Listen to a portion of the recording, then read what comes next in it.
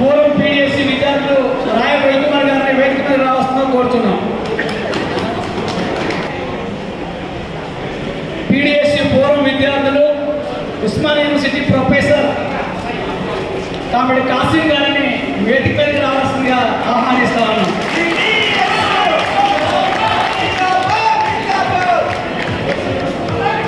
PDSC పూర్వ విద్యార్థులు CPIM Mass Line రాష్ట్ర కార్యదర్శి ఈ జిల్లా నిర్మాణాన్ని ముందుకు తీసుకెళ్లడంలో ఎంతో శ్రమించినటువంటి కాబట్టి రంగారావును కూడా వేదిక మీద రావాల్సిందిగా కోరుతా ఉన్నాం.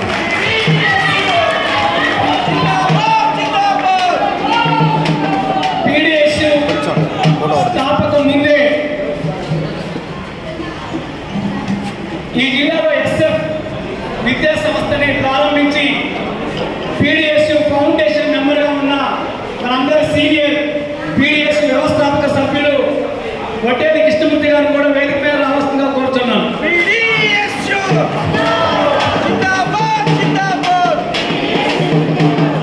ఈ కళాశాల ఎన్నికల్లో గెలుపొంది ఆ తర్వాత సెస్లో ప్రొఫెసర్గా ఉన్న పీడిఎస్యూ మాజీ విద్యార్థులు ఏ వెంకటేశ్వర గారిని వేదిక మీద రావాల్సిందిగా కోరుతున్నాను.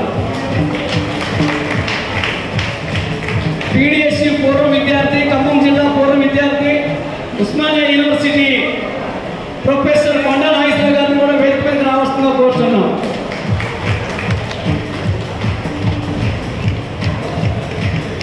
మన సీనియర్ నాయకులు పూర్వ విద్యార్థి కొత్తగూడెంలో అడ్వకేట్గా ఉన్న పురుషోత్తం గారిని కూడా వేదిక మీదకి రావాల్సిందిగా కోరుతున్నాం. పురుషోత్తం గారు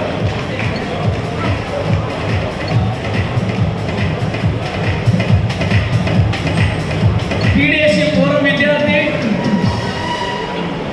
టీపీటీఎఫ్ వ్యవస్థాపక కార్యదర్శి, తెలంగాణ కార్యదర్శి బి మనోహర్ గారిని కూడా వేదిక మీదకి రావాల్సిందిగా కోరుతూ ఆహ్వానిస్తాను.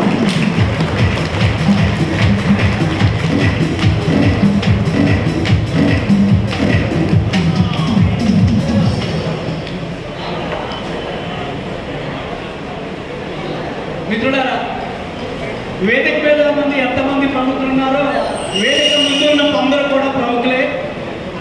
మనందరి అభిప్రాయాన్ని తప్పనిసరిగా షేర్ చేసుకోవాల్సిన అవసరం ఉంది.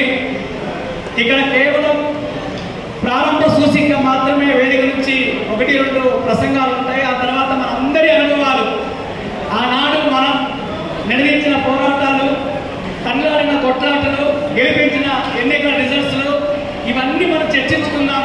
కాబట్టి వేదిక మీద ఉన్న వాళ్ళు ప్రారంభ సూచికగా మాత్రమే మాట్లాడతారు. ఆ తర్వాత అందరం కలిసి దీన్ని నడుపుకుందాం.